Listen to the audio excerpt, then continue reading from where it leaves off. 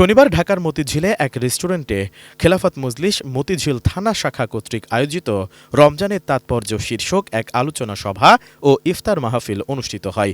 ইফতার মাহফিলে প্রধান অতিথি হিসেবে উপস্থিত ছিলেন খেলাফত মজলিস যুগ্ম মহাসচিব মুনতাসির আলী, মতিঝিল থানা সভাপতি হাজী ওয়ালিদের সভাপতিত্বে ও সেক্রেটারি মোহাম্মদ ইয়াসিন আরাফাতের পরিচালনায় প্রধান আলোচক হিসেবে উপস্থিত ছিলেন খেলাফত মজলিস ঢাকা মহানগরী দক্ষিণ সভাপতি অধ্যাপক আজিজুল হক।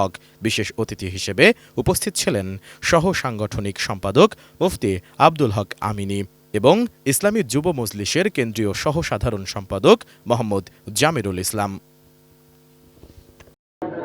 স্বাভাবিকভাবে সৌরবর্ষ অনুযায়ী ইংরেজি মাসের নাম এসেছে, বাংলা সন অনুযায়ী বাংলা মাসের নাম এসেছে, হিজরি বর্ষ অনুযায়ী রমজান মাসের নাম এসেছে।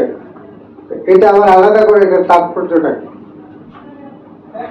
এটাই হচ্ছে মুখ্য বিষয়। তাৎপর্য সম্পর্কে আল্লাহ রাব্বুল আলামিন নিজেই বলেছেন, যা আমাদের মহানগরী সভাপতি সাহেব বলেছেন যে এই সেই মাস যে মাসে কোরআন নাজিল করা হয়েছে। কোরআন কেন নাজিল করা হয়েছে? এটা মানুষের হেদায়েতের জন্য, আর এটাই হচ্ছে মানুষের হেদায়েতের গ্রন্থ। আর এই গ্রন্থই আল কোরআনই মানুষকে সত্য এবং মিথ্যার পার্থক্য চিহ্নিত করে দেয়। আরেক আয়াতে বলা হচ্ছে যে এই মাসে রোজা রাখার মধ্য দিয়ে আমাদেরকে